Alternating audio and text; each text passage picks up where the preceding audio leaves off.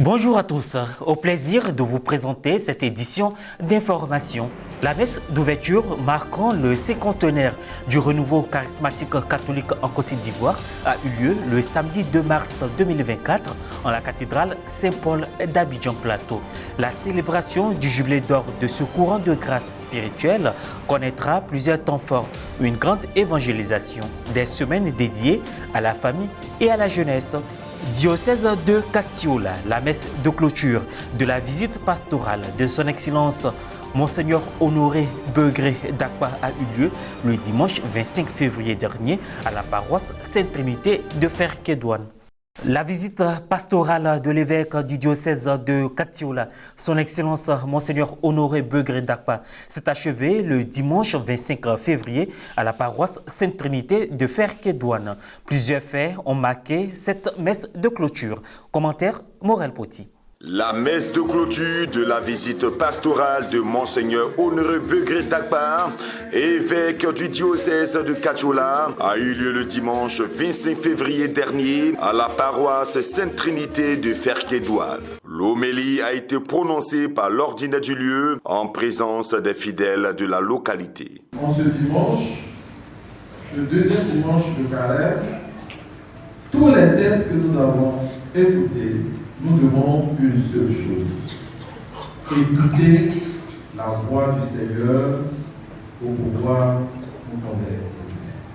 Écouter le Fils de Dieu. Et c'est d'abord l'Évangile qui met en lumière cette invitation à l'écoute.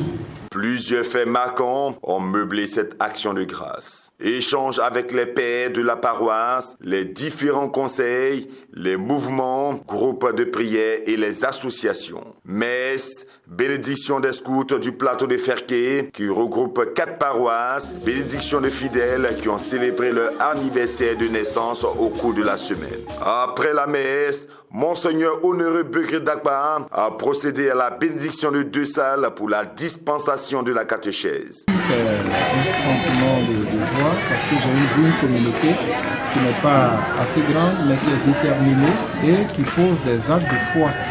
Et là, j'ai parlé avec le curé et puis les différents organes qui les aident. Je suis vraiment satisfait du travail, il y a encore beaucoup à faire, mais je pense que ils sont déterminés à aller de l'avant, on peut compter sur cette communauté-là. Ils ont eu un grand projet qui est celui de construire une église. On va voir comment les accompagner et que nous prions pour que le Seigneur puisse les aider et que cette flamme-là, cette détermination-là demeure et continue. C'est un sentiment de joie d'accueillir l'évêque en notre paroisse. C'est le deuxième dimanche de Carême. C'est vraiment une joie indescriptible. Je bénis le Seigneur pour tout ce qu'il a fait, pour cette visite qu'il a faite dans notre paroisse. La visite pastorale de l'ordinaire du lieu à la paroisse Sainte-Trinité de Ferkédouane a débuté le jeudi 22 pour s'achever le dimanche 25 février 2024. Après une neuvaine pour demander la conversion des cœurs à Sainte Philomène et pour diverses intentions, une soirée délices a été organisée le 2 février à la paroisse Sainte Famille de la Riviera 2 par les dévots. Une démarche synodale expérimentée avec la fraternité du Saint-Esprit. Commentaire Maria Bissier. Morte en martyr à l'âge de 13 ans, Sainte Philomène a préféré garder le lys de la pureté plutôt que renier sa foi. Une soirée délices en l'honneur de la petite sainte du curé d'Ars a eu lieu le 2 février à la paroisse Sainte-Famille de la Riviera 2. Présidée par le vicaire de la dite paroisse, le père Kékré Oba Joël Gauthier, la messe s'est tenue en présence de la présidente paroissiale, Madame Innocente Monda, des membres et des fidèles. Les dévots de Sainte Philomène, dans la joie, ont apporté des offrandes à l'autel pour rendre grâce au Seigneur qui, par l'intercession de leur sainte patronne, opère des miracles dans leur vie.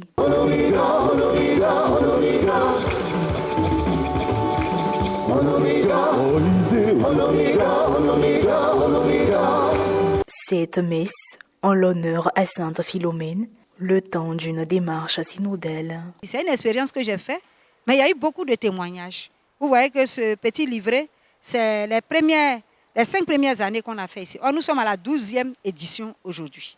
Et là, maintenant, depuis quelques années, on est en communion avec la fraternité du Saint-Esprit.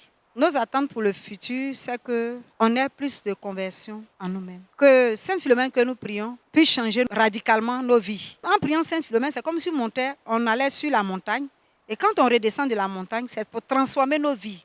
On ne va pas seulement s'asseoir pour chauffer les bancs de l'église, mais il faut que ce qu'on fait puisse transformer nos vies. C'est le but essentiel. Et quand on est converti, je pense qu'on a la crainte de Dieu, on a l'amour du prochain et la vie devient plus paisible. Une synodalité vécue en groupe de prière sur la paroisse. Je voudrais tout simplement dire, quand je regarde la petite à 13 ans, son engagement, son amour pour le Christ, elle a su dire non à des biens, des grands biens de ce monde qui pourtant sont éphémères, pour dire oui à la joie éternelle avec Jésus-Christ. Nous, à la Fraternité du Saint-Esprit, c'est le volet vie intérieure, le volet silencieux du Saint-Esprit, donc la conversion. Et comme le but aussi des dévots de Sainte Philomène, c'est la conversion, et depuis déjà l'enfance. Et nous avons compris que ce n'est pas un hasard que les deux neuvaines ont coïncidé. Dieu, dans son plan, voulait montrer. Saint Séraphin disait, Saint Séraphin des Séraphins dit, la finalité de la chrétienté, c'est l'acquisition du Saint-Esprit. Elle prie pour la conversion.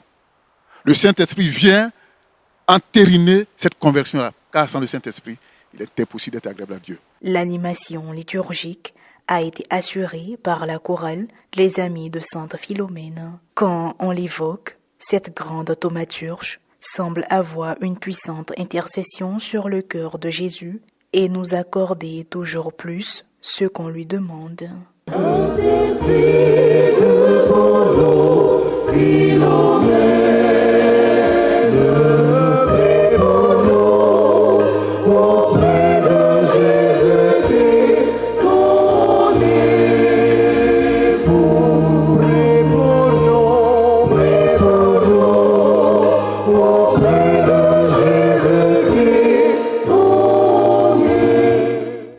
Le lundi de Pentecôte 1975, le pape Paul VI reconnaissait le renouveau charismatique catholique comme une chance pour l'Église et pour le monde. Le samedi 2 mars 2024, le renouveau charismatique catholique en Côte d'Ivoire le confirme en célébrant ses 50 ans d'existence. L'ouverture de ce jubilé d'or a eu lieu au cours d'une messe en la cathédrale Saint-Paul d'Abidjan Plateau. Elle a été présidée par le révérend père Emmanuel Ouiné, secrétaire général de la Conférence des évêques catholiques de Côte d'Ivoire et concélébrée par des prêtres, aumôniers national, aumôniers diocésains et aumôniers paroissiaux. La nouvelle du jour a été donnée par le berger Roger Ango. Notre jubilé est célébré au moment où l'Église universelle s'engage dans une marche synodale, la plus importante de son histoire depuis le Concile Vatican II et le grand jubilé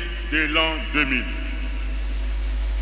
Et ce jubilé reste une occasion solennelle de marquer une pause pour jeter un regard rétrospectif sur ce parcours, de nous tourner vers l'avenir et de scruter les montagnes que nous devons ensemble encore gravir. Au moment où nous commémorons cet événement historique, autour du thème « Comme le Père m'a envoyé, moi aussi je vous envoie », confère Jean chapitre 20, verset 21. Je voudrais vous inviter à avoir une pensée différente pour les pionniers dont certains d'entre eux ne sont plus de ce monde. Plusieurs délégations sont venues de tout le pays pour marquer l'ouverture de cette année jubilaire axée autour du thème Jean 20, verset 21. Le constat aujourd'hui est sans appel. Chers amis du renouveau charismatique, votre ténacité, votre persévérance ont donné naissance et vie à de nombreuses fraternités et communautés nouvelles, même si cela s'est quelquefois passé sur la base d'incompréhension. Mais le renouveau demeure le chasseur qui a tué l'éléphant pour tout le village. Quelle grâce! Ainsi se referme cette édition. Merci de l'avoir suivi. Bonne suite de nos programmes sur Ecclesia TV. Que Dieu nous bénisse.